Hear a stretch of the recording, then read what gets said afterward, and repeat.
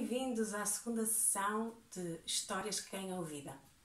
Esta semana eu trouxe-vos uma história que é uma história que fala de medos. Semana passada tivemos a trabalhar as preocupações, hoje a proposta é falar sobre os medos. Então, este livro é um livro que eu gosto bastante, que se chama Grande Livro dos Medos, que fala de um pequeno rato. E esse rato vai-nos mostrando aquilo que são os seus medos. Em cada canto da página, de cada página, tem o nome do medo, que normalmente é assim um nome grande, e depois a definição do medo em baixo. Então temos, por exemplo, aracnofobia, que é o medo das aranhas, entomofobia, que é o medo dos insetos, e tem uma ilustração que mostra esse medo, que é o medo, neste caso, das aranhas. Ok, virando, temos teratofobia, que é o medo dos monstros, e a clinofobia, que é o medo de dormir à noite. E aqui está uma ilustração em que nos mostra estes olhinhos todos, que eles muitas vezes têm esse medo dos monstros e dos fantasmas que estão debaixo da cama quando estão com o quarto banhado de escuras, não é? As ilustrações vão mudando um bocadinho de teor de imagem para vocês verem. Isto são tudo propostas que vocês podem fazer com as vossas crianças. Agora temos, por exemplo, aqui esta que já remonta um bocadinho à colagem e que temos o medo aikmofobia, que é o medo das facas, e vai tendo também frases ilustrativas, por exemplo, facas afiadas deixam os nervos em franja.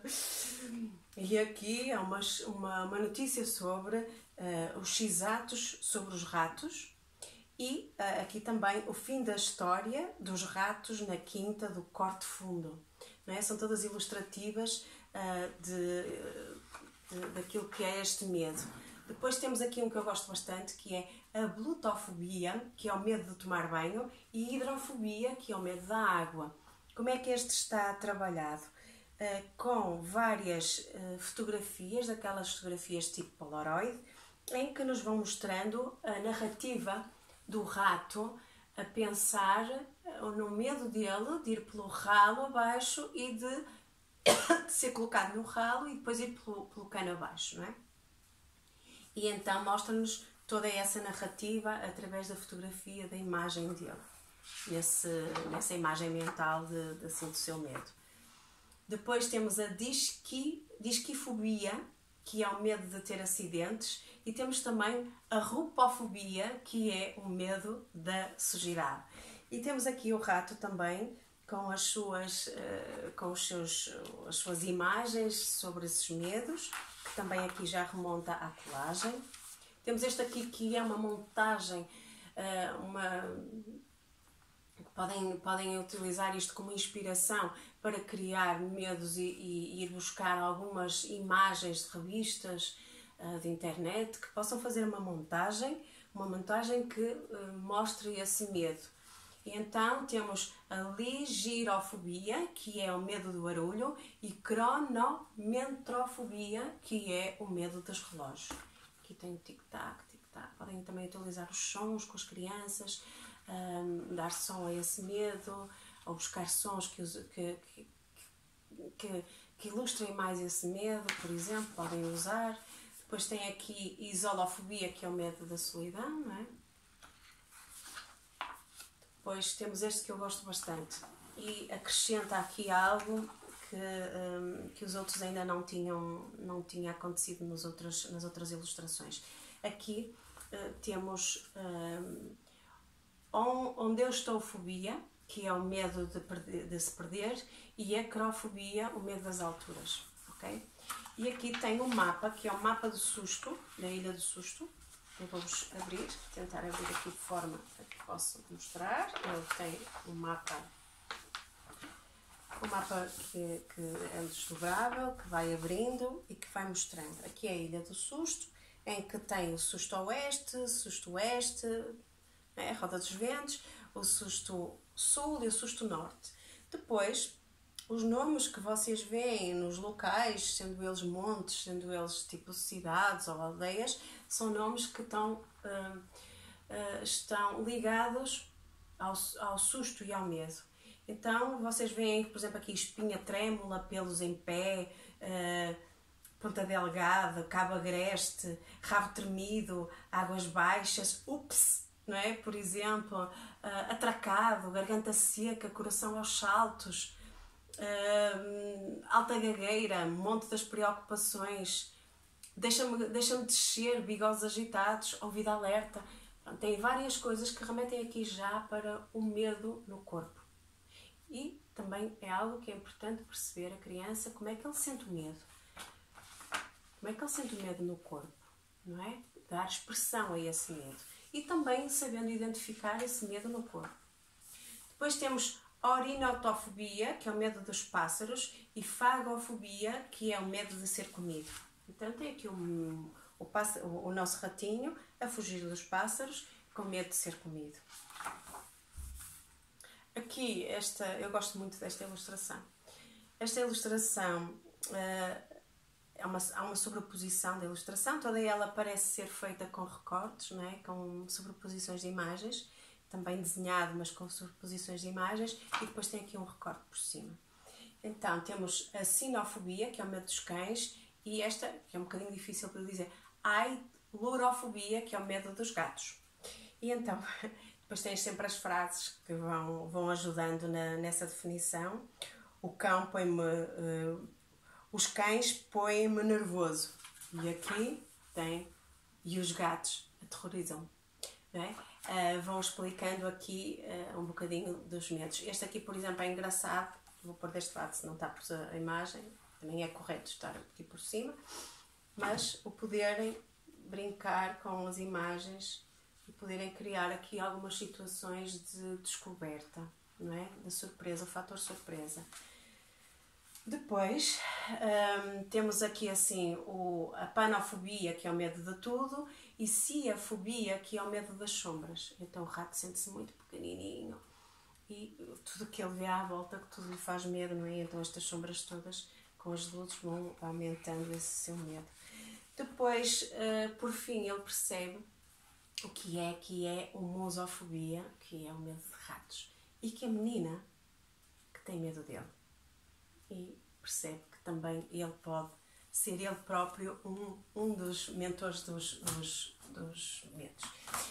Outro livro que eu trago, porque é assim, uma das propostas que eu faço é claramente desenharem os seus medos. Pode ser desenhado, pode ser materializado, pode ser num boneco. Já mostrei estes bonecos na semana passada.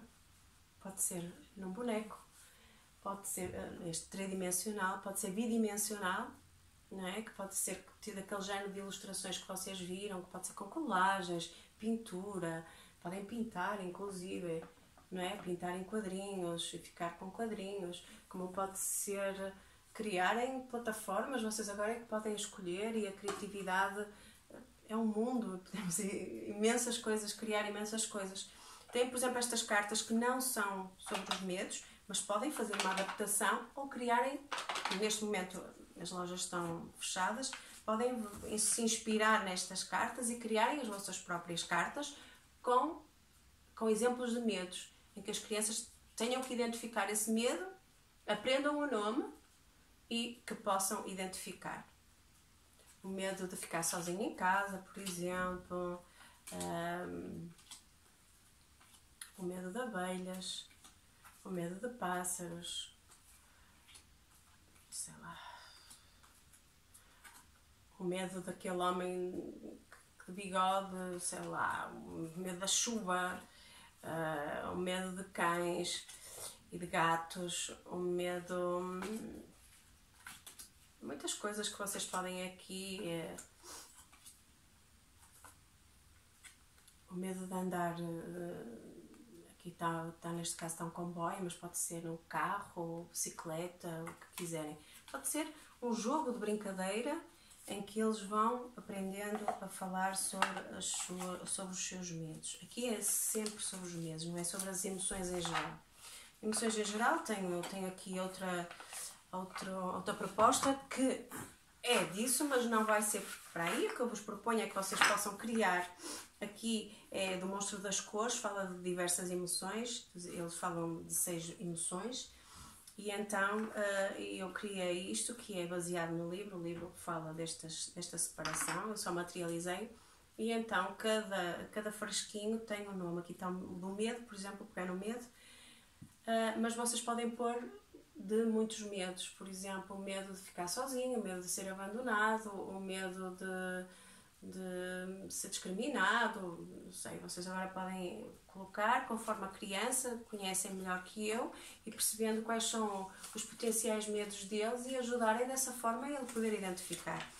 E depois eles podem pegar em pequenos papéis. Isto foi feito para os meus alunos de primeiro ciclo, e eles desenham. No caso dos mais pequenininhos, desenham só porque não sabem escrever, e os outros podem colocar alguma legenda. O que é que lhes é pedido? Uma narrativa, uma história. Uma história que eles falem sobre essa emoção. No caso dessa emoção, aqui vocês podem colocar uma situação concreta em que eles podem falar sobre aquele medo, sobre o medo de ter sido abandonado, por exemplo. Podem criar uma caixinha destas, se for mais fácil para eles poderem falar. Vou ter que ser muito rápida porque hoje é muita informação. Depois, podem utilizar amigos em que eles se sintam mais seguros para quando trabalharem esses medos, para quando estiverem a desenhar esses medos. É quase como os amigos protetores. Depois, baseando nesta história, que é a Caixa das Preocupações, trouxe-vos isso porque há imensos livros que nos ajudam a gerir estas coisas das crianças. Por exemplo, no outro caso também foi das preocupações. Este também é um livro das preocupações que também pode ser utilizado, mas como eu queria trazer para os medos, não o fiz da primeira, porque achei que a primeira era mais interessante com os bonecos das preocupações. Aqui podemos utilizar a caixa, não das preocupações, mas a caixa dos medos, em que podem criar caixas vossas. Aqui são caixas, produtos que foram comprados, não é? Que podem pegar na caixa e decorarem a caixa de forma que ela fique bonita e que a criança sinta que é um sítio bonito onde são colocados os medos. Tá? Porque eles primeiro expressam os medos, seja criando algo bidimensional ou tridimensional, e depois colocam nessa caixinha. Está uma caixa de sapatos em que pode ser decorada e colocado os medos, como pode ser outro tipo de caixas. Por exemplo, eu gosto muito deste meu livrinho, que parece um livro e é uma caixa. E tem aqui outra que também gosto de utilizar com as crianças, porque é uma caixa mágica. Esta caixa é mágica e tem os meus amigos doentes. Gosto muito de doentes. Então, os doentes são altamente transformadores, são acolhedores e ajudam, neste caso, na transformação dos medos. Não se deita os medos fora, os medos existem, estão ali, não queremos é que eles se tornem monstruosos, queremos sim olhar para eles, falar com eles e transformar esses medos. Eles só querem ser ouvidos. E é isso que nós vamos ajudar as crianças, a ouvir os seus próprios medos. Vamos aqui, é para passar já para o próximo. Ouvir esses próprios medos, que podem ficar guardados na sua caixinha, em que eles possam ver quando é que os medos ficam prontos para passar a outra etapa. Porque os medos existem, são bons, fazem parte da nossa vida. O medo pode ser nosso amigo e nos proteger, ou pode fazer com que nos bloqueie e nos paralise. E isso é um medo patológico, e esse medo nós temos realmente que ajudar as crianças e a nós próprios a superar esse medo. Então, como há aqui o lado da superação, mesmo que não seja um medo patológico, pode ser um medo que seja superado. Se eu tenho medo de sair à rua hoje, mas eu preciso ir fazer compras, então eu tenho que superar este meu medo, mas ainda bem que ele existe, senão eu vou sair de qualquer maneira, e então eu vou-me proteger a sair à rua. Ok? E então, podemos criar aqui algo que eu acho muito interessante, e gosto muito de fazer isto, eu gosto muito desta parte das transformações, das emoções, em que podemos criar um jardim interior, caiu água, um jardim interior em que eu vou utilizar os medos, colocando num vaso e deixando que esse medo vá sendo transformado numa planta. Pode ser semeado, só planta, ou pode ser uma pequenina planta que vá crescendo. Mas esse crescimento é um crescimento bom, é o crescimento da coragem, é o crescimento da superação. E então, pode ser depois criado de passar daquela caixinha em que os medos estão ali, quando a criança acha que, ou eu acho que a criança está pronta para, proponho que ele faça essa transformação e ajuda a passar para esta etapa seguinte, que é uma proposta que vocês podem criar outras etapas seguintes, não é? É a ideia da transformação em algo bonito, ok? Que esse medo me ajudou a perceber alguma coisa e que essa percepção dessa coisa, que não fica um monstro, fez com que eu desse determinado passo. E então é assim que vamos construindo a nossa vida. Pode ser o jardim da coragem, ou o jardim das superações, ou o jardim das vitórias, ou aquilo que quiserem chamar. Espero ter ajudado. Se tiverem alguma dúvida, enviem mensagem privada. E para a semana cá estamos com uma nova história.